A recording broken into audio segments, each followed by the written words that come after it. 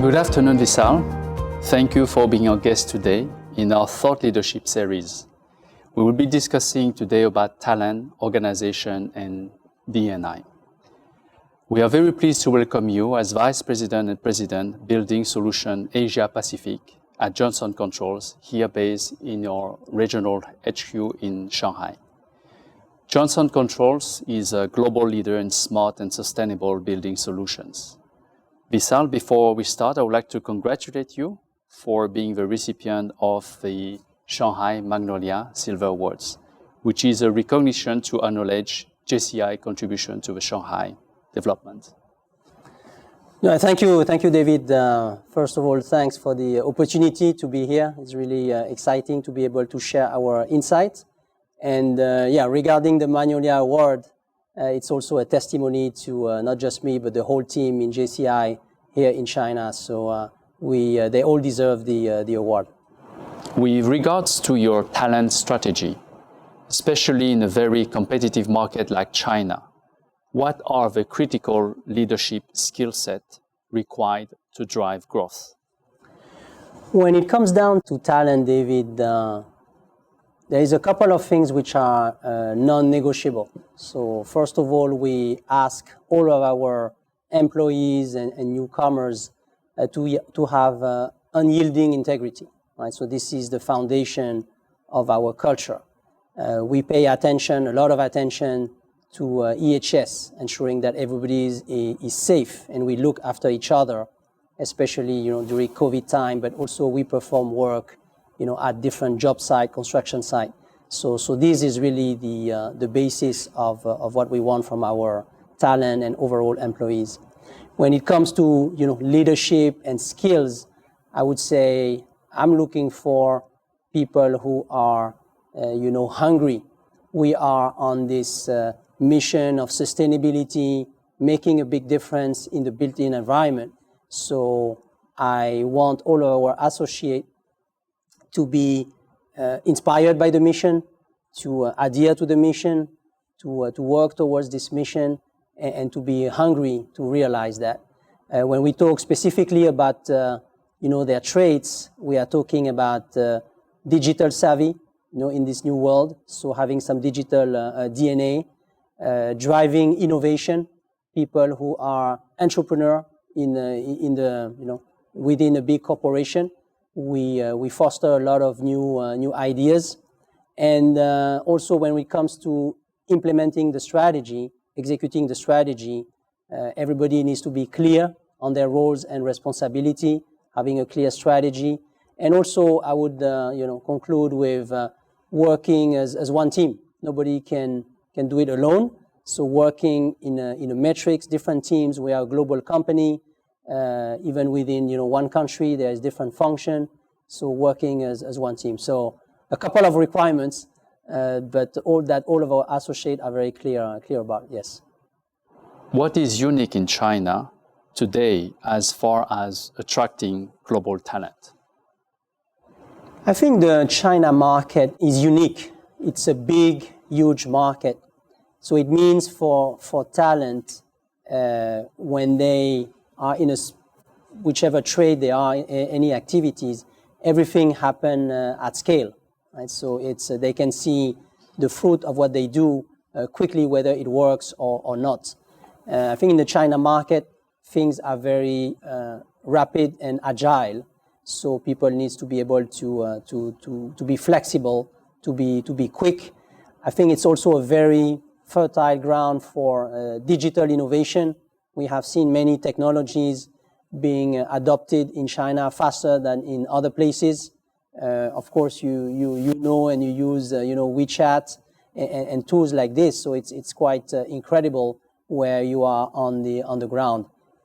Adding to this landscape, I would say that there is a unique combination in China of a state-owned enterprise, private companies or MNCs.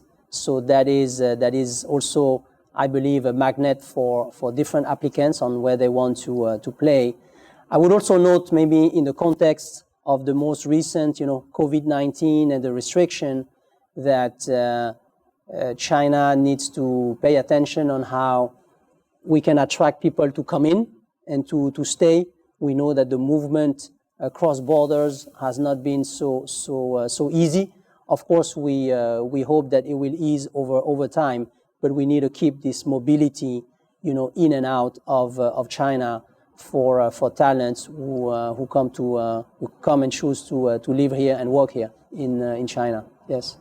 But talking about mobility with COVID-19 restrictions still very, implemented in China, have you seen any impact on your operation? We have not seen impact on our current employee base because we are quite local. We do have people who maybe miss a little bit visiting their families, and that would include myself as well. But we have been well treated in China, and it's a big country where we can still discover a lot of places. But I'm talking also about visitors. Whether it's people from our headquarters or customers, our own ability to go outside and interact with customers outside the region, which also influence China. But so far, I have to highlight that we work with the government, and our movements in and out have been made possible. Visal, can you tell me what drives your team, and how do you support these motivators? Last year, and we do it every year, we run an employee survey, engagement survey. And the feedback of our employees has been that they are really, where we scored very high was around accountability. So they like to be accountable, to have, clear goals and objectives, and to be held, accountable. At the same time, to perform their jobs, they want to have empowerment. Right, so they can, with certain guidelines and framework, they can go and do their thing.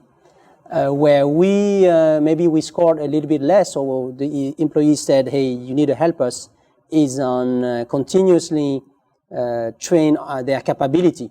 We talk about how they can become more digitally savvy, how they can adapt to OpenBlue, the new platform, the new offering, the way to go to market. So they always want to upgrade their skills. So how do we support that?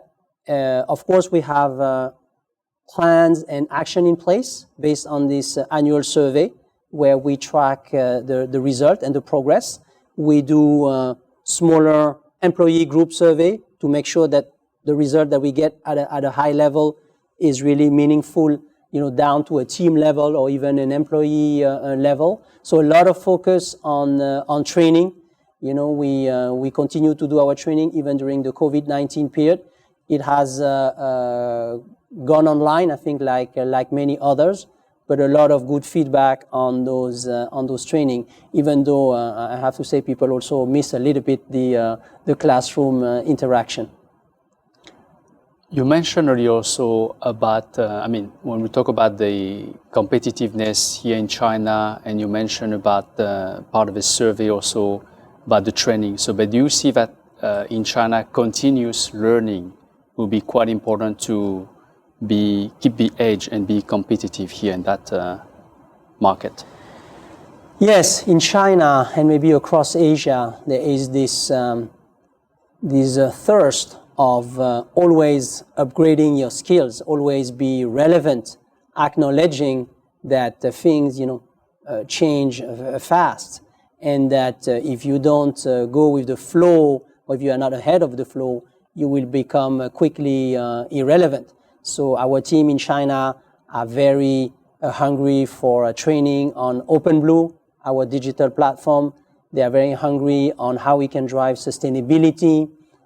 Show us, the concrete cases, business cases, customer cases that we can go and replicate. What is the next technology?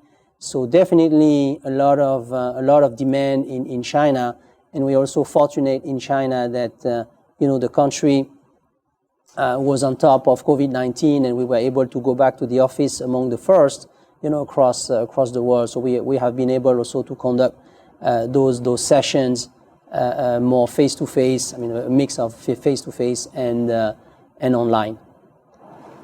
Talking about D&I, another critical topic on the corporate agenda, what steps has Johnson Controls has taken to improve the diversity of its team in China and the APAC region?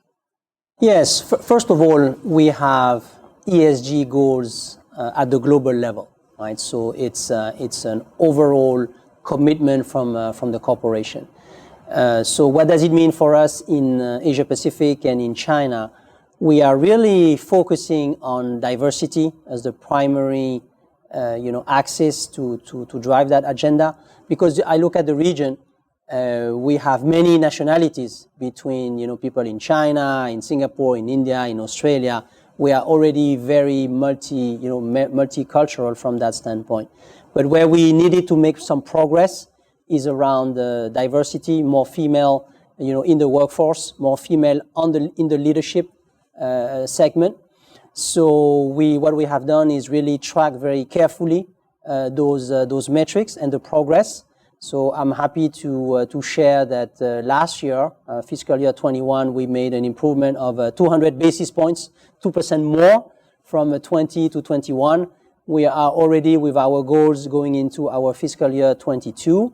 Every manager knows exactly how many women leaders they need to increase this year compared to last year.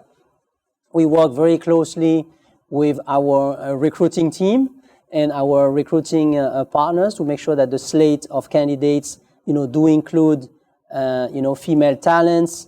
We are very particular about biases that can happen even in the job description. I mean, all of those little things, maybe not so little, adds up to drive diversity. But at the end of the day, it comes down to have very clear target, be completely committed, track progress, and make sure that we walk the talk in terms of diversity. So we have made some progress, but more to do in that area until we reach our overall goal of doubling, women in leadership in the next 5 years. Visal, you mentioned about culture and values, you mentioned about integrity, you mentioned about being digitally savvy. As a leader, how do you foster this culture? The leader has to set the tone. I mean, that's my the first belief. So, for example, on integrity, I set the tone. I have to make it very clear, black and white, when it comes to integrity, that we will not, we will really, there will one strike and you are out, right? So it's very black and white. When it comes to the other values, I would say I try to create an environment where everybody is respect each other, right? We are all different. We respect diversity, where you are coming from, the race, the gender, the religion, etc. So we respect every individual. We respect every ideas. We respect the contribution of everyone. Of course, we are going to have sometimes some difficult conversation. We will agree to disagree, but this has always to be done in a very respectful way. As a leader, I also hold my team accountable on certain metrics, whether it is compliance, whether it is diversity. We have goals that we want to meet, so that we see the needle moving, and it's not just happy talk or empty talk in terms of creating and fostering this environment where people feel good about being different, but at the same time we are unified by our values. Right? Everybody is different, but we have the same values and we have the same mission. We are in the era of disruption, and much attention is on this issue globally. As you look at the sector and the leadership landscape, is enough being done to drive real change? And is there anything as a leader you can do to ignite change? So when I think, David, about the industry and sector where we are in, Johnson Controls, we are in the built-in environment, the construction. We traditionally is slow to change. Right? Construction has been around for many years and is slow to change. Having said that, I look at what has been our history at Johnson Controls. We have led a lot of change and transformation. We are only 4 years old since the time of merger, Johnson Control and Tyco. For the first 2 years, we drove a lot of change and disruption by building on our fundamentals, how we integrate, how we go to market, under this new form company. Recently, we launched, our Open Blue platform, which is a big disruption, evolution in itself, building on our heritage of building management system in any building. But now we are talking about many of our engineers who are mechanical engineers becoming more astute on software, from hardware to software. We're also hiring new people. So all of this is already happening. We have initiated big transformation on services, right? On services. So services, digital. We talk about sustainability, opening up a completely new basket of opportunities, tagging along with what's happening in the world. So, having said that, the world continues to change and to be disrupted.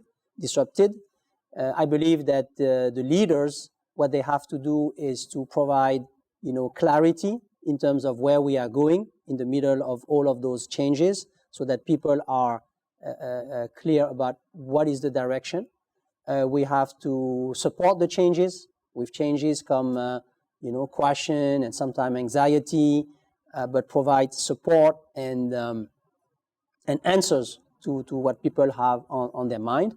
Believe that leaders can do even more to identify what are the opportunities for change. When we look at the digital world for JCI in the built-in environment, we are also looking at who can disrupt us. We have the domain expertise, we have the domain knowledge, but who is the next comer that may disrupt us?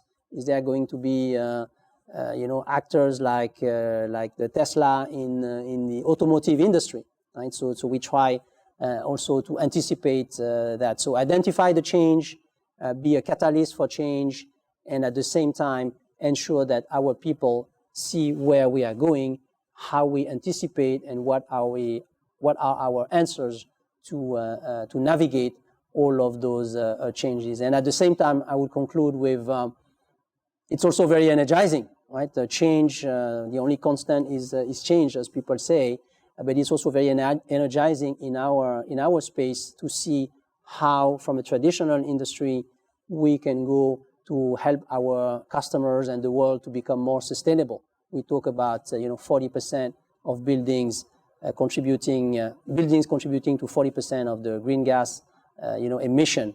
So this is also terribly and very uplifting in terms of our mission, everyday mission. Thank you, Visal. It was very exciting to hear that's basically about the different milestone that JCI has been able to do, and of course being able also to embrace disruption in today's very competitive environment. So we conclude our discussion today, and I would like to thank you, Visal, for being our guest today and for sharing these very valuable insights about talent, organization, and as well also about market dynamics in China and in the region. Being recognized in Forbes' World Best Employer list in 2021 is a good showcase of a vision, culture, and values at JCI to attract and retain talent. So we hope to welcome you again in our Thought Leadership series. Thank you. Thank you very much, David, for the opportunity to be here. I enjoy the discussion, and hopefully what we share would be useful for others as well. I mean, we are really passionate about this mission of sustainability with all of our associates, and working with companies like you, like Boyden. I think we need an ecosystem to be successful in this world, as you said, of disruption, of change, and of soul searching and solution searching in terms of sustainability. So big thanks to you as well. I really enjoyed it. Thank you. Thank you.